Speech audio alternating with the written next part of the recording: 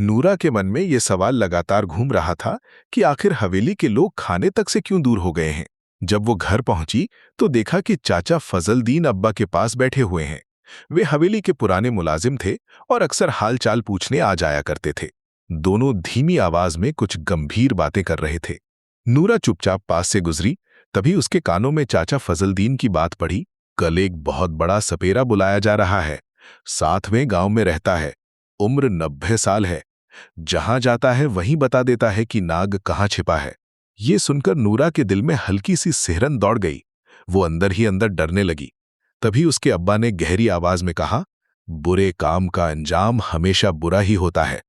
उन्हें सोचना चाहिए था कि 20 साल बाद वो फिर लौटेगा और तबाही मचाएगा।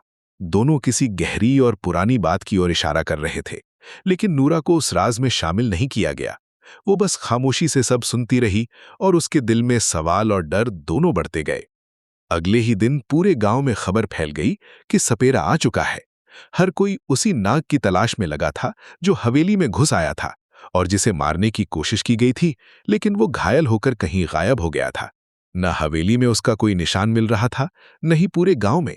इसी डर और बेचैनी के चलते जमींदार ने उस मशहूर सपेरे को बुलवाया था। रात गहरी हो चुकी थी। नूरा अपने बिस्तर पर लेटी हुई थी, लेकिन नींद उसकी आंखों से कोसों दूर थी। तभी उसे सहन में हल्की सी सरसराहट सुनाई दी। उसकी आंखें तुरंत खुल गईं, दिल की धड़कन तेज हो गई। वो घबराते हुए उठी और धीरे धीरे बाहर की ओर बढ़ी। जैसे ही उसने सहन में कदम रखा, उसकी नजर कोने में पड़ी और वो दंग रह गई। वही रहस्यमयी नौजवान वहां बैठा था, सहमा हुआ, जैसे किसी बड़े खतरे से बचकर आया हो। उसकी हालत देखकर नूरा का दिल पसीज गया। उसने घबराकर पूछा, तुम यहां कैसे? नौजवान ने हाफती हुई आवाज में कहा, मैं दीवार कूद कर आया हूं। अगर ऐसा ना करता तो वो लोग मेरी जान ले लेते।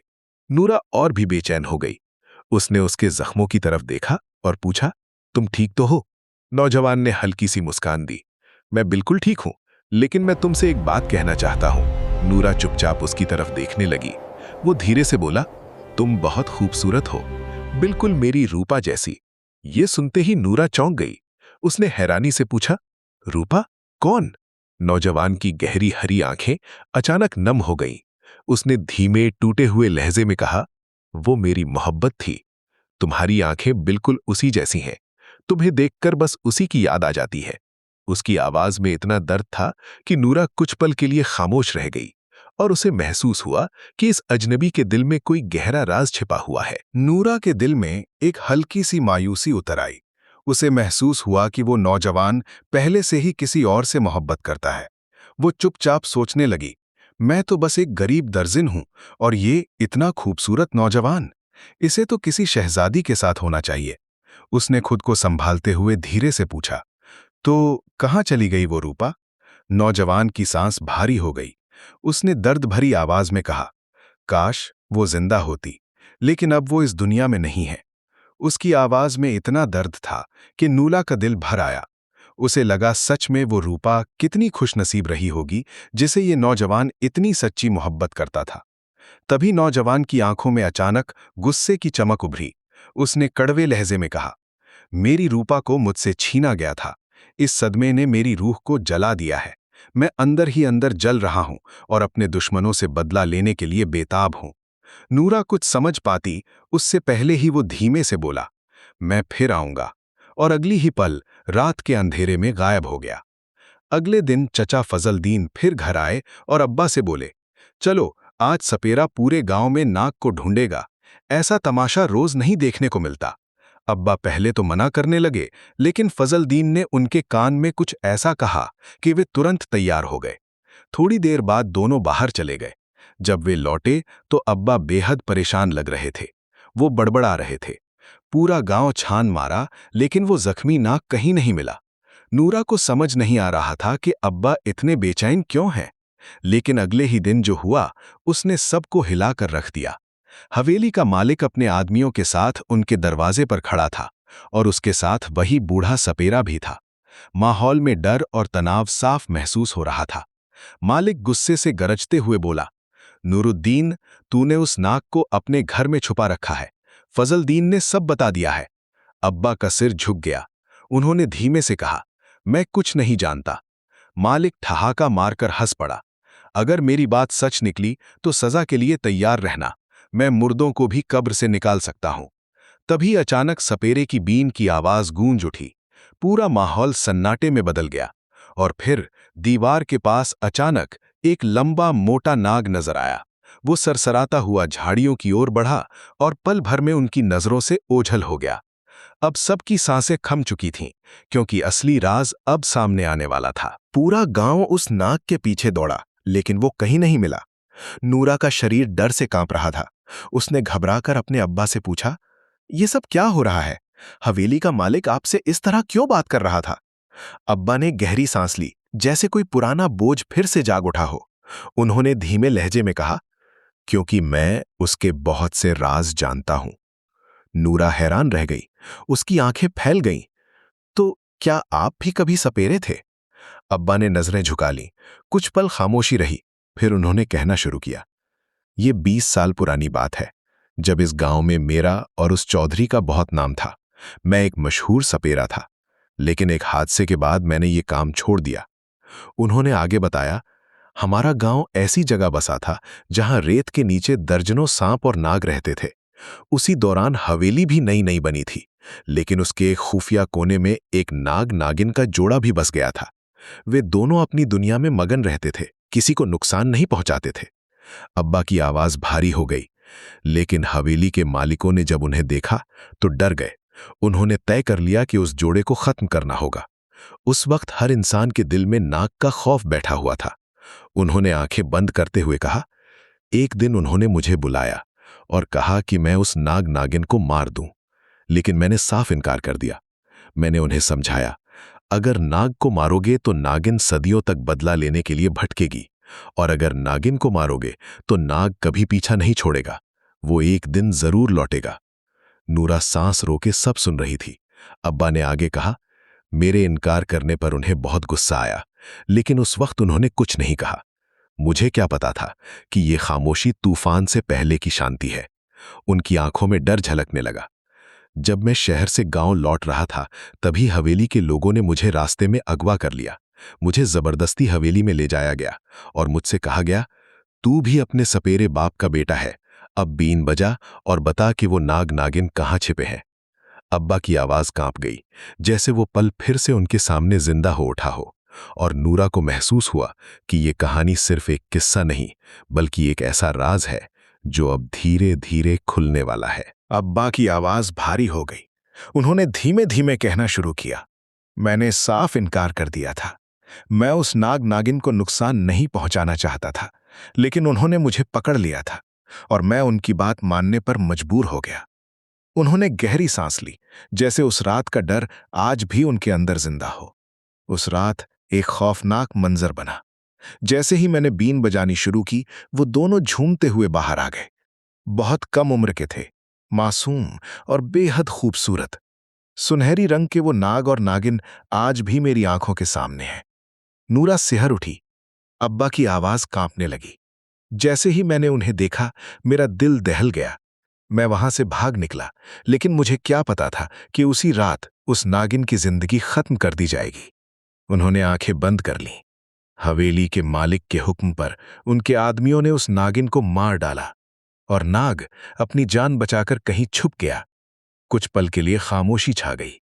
उसके बाद हवेली में जश्न मनाया गया। उन्हें लगा कि अब खतरा टल गया है, लेकिन उन्हें क्या पता था कि असली तूफान अभी बाकी है। अब्बा ने धीमे स्वर में आगे कहा, कई साल बीत गए, मेरे अब्बा का इंतकाल हो गया और मैं भी वही काम करता रहा। लेकिन एक दिन एक जहरीले नाग ने मुझे डस लिया। मैं वहीं गिर पड़ा। अल्लाह का शुक्र था कि जहर पूरे बदन में नहीं फैला, लेकिन मेरी टांगें हमेशा के लिए जवाब दे गईं और आज मैं इस बिस्तर पर पड़ा हूं। नूरा की आंखें भर आईं, लेकिन अब्बा की बात अभी खत्म नहीं हुई थी। उन्होंने उसकी तरफ देखते हुए कहा, लेकिन आज जो हवेली का मालिक यहां आया था, वो समझ गया है कि वो नाग हमारे घर में है। नूरा का दिल जोर से धड़कने लगा। अब्बा बोले, मैं उसकी आहटें पहचानने लगा था। जब भी तू मुझसे पूछती थी कि ये निशान कैसे हैं, या जब मैं तुझसे पूछता था तो तू इनकार कर देती थी। तुझे खुद नहीं पता था, लेकिन मैं समझ गया था। उनकी आवाज और भी धीमी हो गई। वो नाग हमारे ही घर में था। नूरा के शरीर में सिहरन दौड़ गई। अब्बा ने आगे कहा, मैंने उसकी जान बचाने की कोशिश की और किसी को भी ये बात नहीं बताई। मैं उसे 2-3 बार दीवार पर रेंगते हुए देख चुका हूं। कमरे में सन्नाटा छा गया और नूरा को अब धीरे धीरे एहसास होने लगा था कि ये कहानी सिर्फ नाग की नहीं, बल्कि उस रहस्यमयी नौजवान से भी जुड़ी हुई है जो बार बार उसके सामने आकर गायब हो जाता था। अब्बा की बात खत्म होते होते उनके चेहरे पर डर साफ झलकने लगा। उन्होंने धीमे से कहा, लेकिन आज वो यहां से भाग गया है। ना जाने अब वो मेरा क्या हाल करेगा। मुझे डर है कहीं लोग उसे भी न मार डाले। लेकिन इस बार वो पहले से ज्यादा ताकतवर होकर आया है। हो सकता है अपनी ताकत से इस गांव में तबाही मचा दे। नूरा अभी इस कहानी के असर से बाहर भी नहीं निकली थी कि अचानक दरवाजे पर जोर की आहट हुई। हवेली के कुछ आदमी अंदर घुस आए और गुस्से से अब्बा पर बरस पड़े।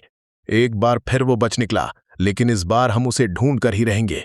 तू पहले भी उस नाग नागिन की जान बचाना चाहता था और अब भी वही कर रहा है। असल में तू ही हमारा दुश्मन है। तूने ही उस नाग को अपने घर में छुपा रखा था। अब्बा ने उनकी बातों का कोई जवाब नहीं दिया। वे चुपचाप बैठे रहे, जैसे सब कुछ सहने की आदत हो गई हो। वे लोग धमकियां देते हुए वहां से चले गए, लेकिन घर का माहौल और भी भारी हो गया। नूरा ने अब्बा को दिलासा देते हुए कहा, आप फिक्र मत कीजिए, हमने कुछ गलत नहीं किया, कोई हमारा कुछ नहीं बिगाड़ सकता। लेकिन अंदर ही अंदर उसका दिल खुद भी डरा हुआ था। रात गहरी हो गई।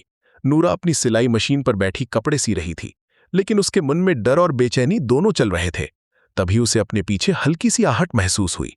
उसने पलटकर देखा और उसका दिल थम सा गया। वही सब्ज आंखों वाला खूबसूरत नौजवान उसके पीछे खड़ा था। नूरा हैरानी से बोली, तुम यहां क्या कर रहे हो? वो शांत लहजे में बोला, मैं तुमसे आखिरी बार मिलने आया हूं। ये सुनते ही नूरा की आंखें भर आईं। उसका दिल जैसे डूब गया। वो कांपती आवाज में बोली, क्या तुम ये गांव छोड़कर जा रहे हो? नौजवान ने धीरे से सिर हिलाया। हां, मैं जा रहा हूं। मेरा इंतकाम पूरा हो चुका है। सुबह तक हवेली में हंगामा मचा होगा। नूरा का दिल और तेजी से धड़कने लगा। वो कुछ समझ नहीं पा रही थी। नौजवान ने उसकी आंखों में देखते हुए कहा, क्या तुम ये नहीं जानना चाहोगी कि मैं कौन हूं और बार बार तुम्हारे सामने क्यों आता रहा हूं? नूरा के दिल में जैसे तूफान उठ गया। उसके होंठ कुछ कहना चाहते थे, लेकिन आवाज साथ नहीं दे रही थी। वो खुद भी समझ चुकी थी कि उसके दिल में उसके लिए एक अजीब सी मोहब्बत जन्म ले चुकी है। नौजवान ने उसे गौर से देखा और धीमे से कहा, अपने अब्बा से पूछ लेना, वो मुझे जानते भी हैं और पहचानते भी हैं। इतना कहकर उसकी आंखों में अचानक एक अजीब सी चमक उभर आई, जैसे कोई बड़ा राज अब खुलने ही वाला हो। इसके धोखे में मत आओ बेटी, ये इंसान नहीं, एक इच्छाधारी नाग है। अचानक पीछे से अब्बा की कांपती हुई आवाज गूंजी। नूरा का दिल जैसे रुक गया। वो घबराकर पलटी। अब्बा उसके ठीक पीछे खड़े थे। तभी उसने उस नौजवान की आंखों में देखा और हैरान रह गई। उसकी सब्ज आंखें धीरे धीरे अपना रंग बदल रही थीं। एक अजीब सी चमक उनमें उभर आई थी। लेकिन हैरानी की बात यह थी कि वो अब्बा को गुस्से से नहीं, बल्कि मोहब्बत भरी नजरों से देख रहा था। वो धीरे धीरे आगे बढ़ा और अब्बा के सामने आकर खड़ा हो गया।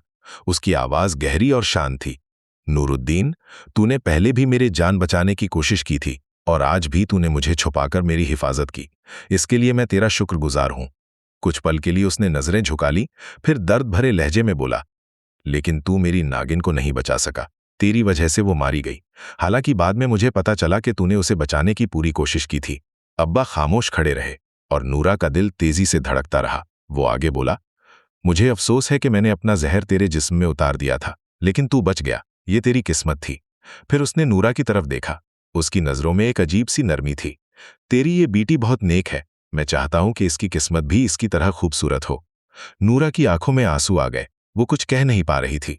नौजवान ने आखिरी बार दोनों को देखा और बोला, मैं तुम्हारे एहसान का बदला तो नहीं चुका सकता, लेकिन जाते जाते तुम्हारे घर में एक ऐसी चीज छोड़कर जा रहा हूं जो तुम्हारे लिए बहुत फायदेमंद होगी।